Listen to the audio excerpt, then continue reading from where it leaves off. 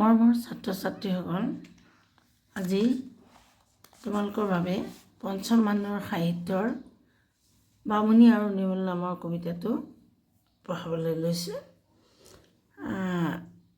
তাৰ আগতে এটা কথা কওঁ, তোমালোকে যিসকলে এতিয়াও মোৰ চেনেলটো ছাবস্ক্ৰাইব কৰি লোৱা নাই, সেইসকলে মোৰ চেনেলটো ছাবস্ক্ৰাইব কৰি ল'বা বুলি আশা কৰিলোঁ। মোৰ চেনেলটোত ইতিমধ্যে ক্লাছ 5ৰ ইংৰাজীৰ সকলো লেচন দিয়া আছে আৰু তাৰ সম্পূৰ্ণ প্ৰশ্নোত্তৰো দিয়া আছে। গতিকে তোমালোকে সেইখিনিও তাৰ পৰা চাই ল'ব পাৰিবা।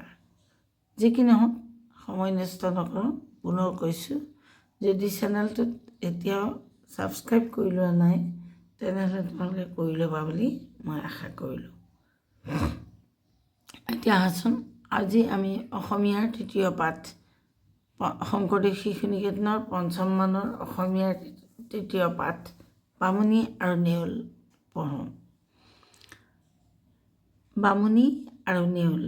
নিচেই অকণ চালুকীয়া ল'ৰা চোতালত শুৱাই থৈ, বামুণী গৈছিল পানী আনিবলৈ নেউলক ৰখীয়া থৈ। বিধিৰ বিপাক কি কওঁ তোমাক, এনে কপালৰ ফেৰ, ক'ৰ এটি মাটি ফেটি সাপ আহি কৰে কেৰমেৰ। কাল ৰূপ ধৰি ল'ৰাৰ গালৈ ফেট যেই তুলি ল'লে, হিয়ান নেউলে চকুৰ পচাৰতে তেতিয়াই আগুৱালে। লাগিল দুটিৰ মাজত এখন থৈয়া নথৈয়া ৰণ, জিকিল আমাৰ নেউল ৰণুৱা, সাপ হ'ল বিনাশন।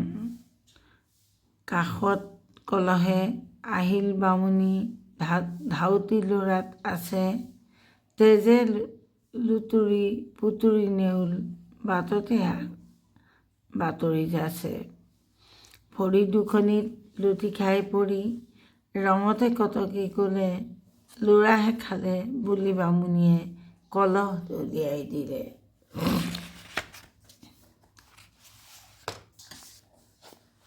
ততালিকে দেহি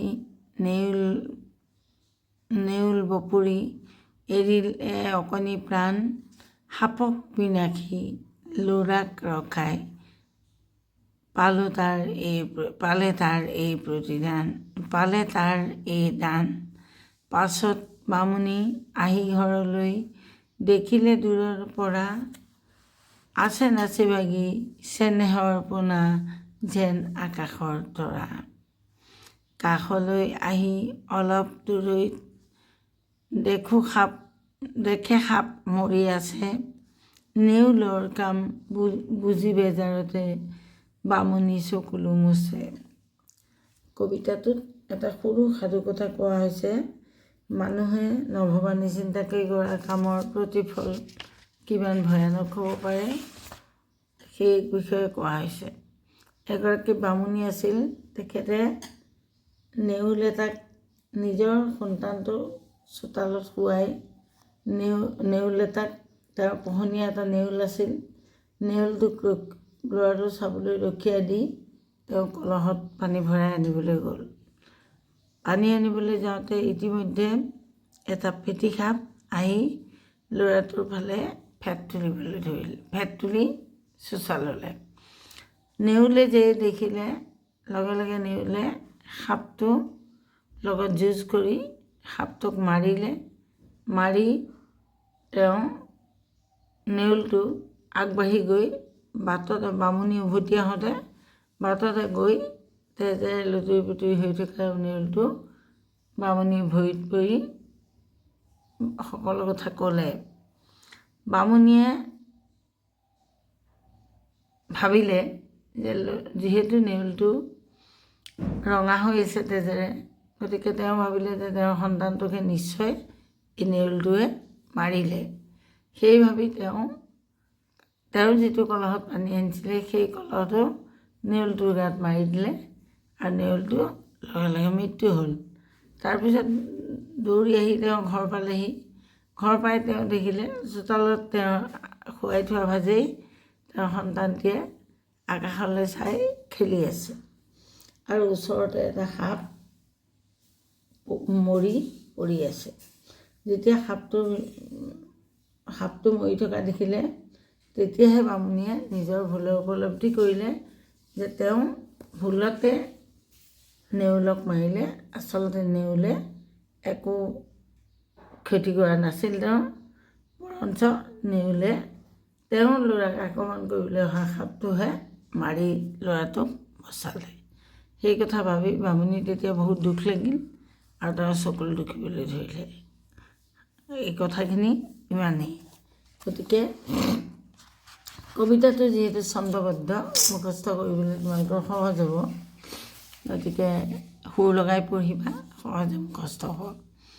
এতিয়া চোৱা, ইয়াৰ অনুশীলনীৰ যিখিনি প্ৰশ্ন সেইখিনি মই ইয়াত কৰি দেখুৱাইছোঁ তোমালোকক। প্ৰথম কথা, ক 1 নম্বৰ, বামুণীয়ে সৰু ল'ৰাটোক চোতালত শুৱাই থৈ ক'লৈ গৈছিল? উত্তৰ হ'ব, সৰু ল'ৰাটোক শুৱাই থৈ বামুণী পানী আনিবলৈ গৈছিল। তাৰপিছত দ্বিতীয় প্ৰশ্ন, বামুণীয়ে কাক ল'ৰাটোৰ ৰখীয়া কৰি থৈ গৈছিল? উত্তৰ হ'ব, বামুণীয়ে এটা নেউলক ল'ৰাটোৰ ৰখীয়া কৰি থৈ গৈছিল। তৃতীয় প্ৰশ্ন, বামুণীয়ে অধৈৰ্য হৈ কলহটো দলিয়াই দিওঁতে কি হ'ল? উত্তৰ হ'ব, বামুণীয়ে অধৈৰ্য হৈ কলহটো দলিয়াই দিওঁতে নেউলটো মৰি থাকিল। ইয়াৰ পিছৰ প্ৰশ্ন চোৱা, নেউলে মাটি ফেটি সাপটো কিয় মাৰিছিল? উত্তৰ হ'ব, মাটি ফেটি সাপটোৱে চোতালত শুই থকা ল'ৰাটোক ফেট তুলি আক্ৰমণ কৰিবলৈ উদ্যত হোৱাত নেউলে তাক মাৰি পেলালে। 5 নম্বৰ, শেষত বামুণীয়ে কিয় চকুলো মুচিলে? উত্তৰ হ'ব, নেউলটোৱে ল'ৰাটোক মাৰি পেলোৱা বুলি ভাবি বামুণীয়ে হাতত থকা কলহটো দলিয়াই দিয়াত নেউলটো ততালিকে মৃত্যুমুখত পৰে। পাছত ঘৰলৈ আহি তেওঁ সাপটো মৰি পৰি থকা দেখি আচল কথাটো বুজি পালে আৰু নেউলটোক ভুল বুজি হত্যা কৰাৰ বাবে অনুতপ্ত হৈ তেওঁ চকুলো টুকিলে। তাৰপিছত প্ৰশ্নটো হ'ল, নেউল আৰু সাপৰ যুঁজখনত কোন জিকিল? উত্তৰ হ'ব, সাপ আৰু নেউলৰ যুঁজখনত নেউল জিকিল। ইয়াৰ পিছৰ প্ৰশ্নটো আহিলে প্ৰশ্ন নম্বৰ 7, বাক্য ৰচনা কৰা। ধাউতি। উত্তৰ, প্ৰশ্ন ধাউতি বাক্য সাজিছোঁ। ল'ৰাটোৰ পঢ়াৰ প্ৰতি থকা অগাধ ধাউতি দেখি চুবুৰীয়াসকলে সহায় আগবঢ়ালে। ল'ৰাটোৰ পঢ়াৰ প্ৰতি থকা অগাধ ধাউতি দেখি চুবুৰীয়াসকলে সহায় আগবঢ়ালে। কেৰমেৰ। সাপটোৱে শিশুটিৰ কাষত আহি কেৰমেৰ কৰিবলৈ ধৰিলে। থৈয়া নথৈয়া। দুই পক্ষৰ থৈয়া নথৈয়া ৰণত অনেক সৈন্যই প্ৰাণ হেৰুৱালে। নাচি বাগি।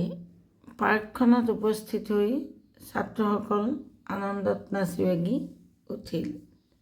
পাৰ্কখনত উপস্থিত হৈ ছাত্ৰসকল আনন্দত নাচি বাগি উঠিল। লুতুৰি পুতুৰি। তেজত লুতুৰি পুতুৰি মানুহজনক খৰখেদাকৈ চিকিৎসালয়লৈ লৈ যোৱা হ'ল। তেজত লুতুৰি পুতুৰি মানুহজনক খৰখেদাকৈ চিকিৎসালয়লৈ লৈ যোৱা হ'ল। এতিয়া এই লুতুৰি পুতুৰি শব্দটো এনেকৈ আণ্ডাৰলাইন কৰি দিব লাগিব দেই, তাক কি হৈছিলে। এতিয়া আহা তলৰ কথাখিনিলে। ব্যাকৰণৰ বিভক্তিৰ প্ৰয়োগ।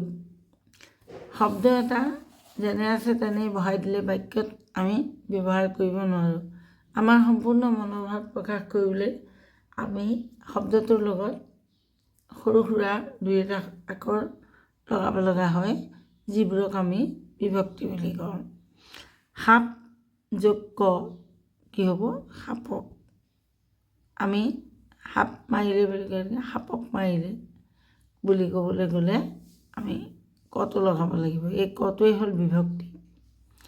নেউল নেউলৰ মানে নেউল যোগ নেউলৰ কাষ যোগ লৈ কাষলৈ বামুণী যোগ বামুণীয়ে এটো লগালোঁ, কিন্তু আমি লিখোঁতে অন্ত্যস্ত ইহঁতে ইয়ে লিখিম। বিনাশ যোগী বিনাশী তেজ যোগ যোগ তেজেৰে এই এটো বদলি কি হৈছে এই একাৰডাল হৈছে মানে একাৰডাল হৈছে। বাট যোগ বাটত বাট যোগ যোগে বাটতে ল'ৰা যোগ ল'ৰাত এনেদৰে এই বিভক্তি ব্যৱহাৰ কৰা। আমি আচলতে বিভক্তি আমি ব্যৱহাৰ কৰিয়ে থাকোঁ, কিন্তু আমি জনাহে নাছিলোঁ যে এইটো বিভক্তি। গতিকে এইখিনিতে মই এৰিলোঁ তোমালোকৰ পাঠটো, আৰু তোমালোক আটাইয়ে ভালদৰে মন পুতি পঢ়িবা। কবিতাটো বহুত উজু, গতিকে এই বিষয়ে তোমালোকে ভাল ধৰণে প্ৰশ্ন উত্তৰখিনি আৰু বাক্য ৰচনা নিজে মই কৰি দেখুৱাইছোঁ, কিন্তু তোমালোকে নিজেও কৰিবলৈ চেষ্টা কৰিবা। সকলোতে যে মই লিখাটোৱেই লিখিব লাগিব এইটো কথা নহয়, তোমালোকে নিজেও চেষ্টা কৰিবা একেধৰণে বাক্য সাজিবলৈ, তেতিয়াহে তোমালোকৰ বেছি লাভ হ'ব। যি কি নহওক, আজি তৃতীয় পাঠটো দিলোঁ। মই আশা কৰিছোঁ মোৰ পাঠবোৰ তোমালোকৰ ভাল লাগিছে বা মোৰ পাঠবোৰৰ পৰা কিবা এটা শিকিব পাৰিছা। যদি তেনে হৈছে তেনেহ'লে তাত লাইক এটা দিবলৈ নাপাহৰিবা, কাৰণ তোমালোকে দিয়া লাইকটোত মই বুজি পাম যে মোৰ পাঠবোৰে তোমালোকৰ কাম দিছে, কামত আহিছে। গতিকে তোমালোক উপকৃত হ'লে মোৰ ভাল লাগিব। তোমালোকৰ বন্ধু বান্ধৱীবিলাক সকলোকো মোৰ এই চেনেলটোৰ কথা ক'বা, আৰু ইয়াতে তোমালোকৰ যিমান পাৰোঁ মই পাঠ দিবলৈ চেষ্টা কৰিম। ধন্যবাদ।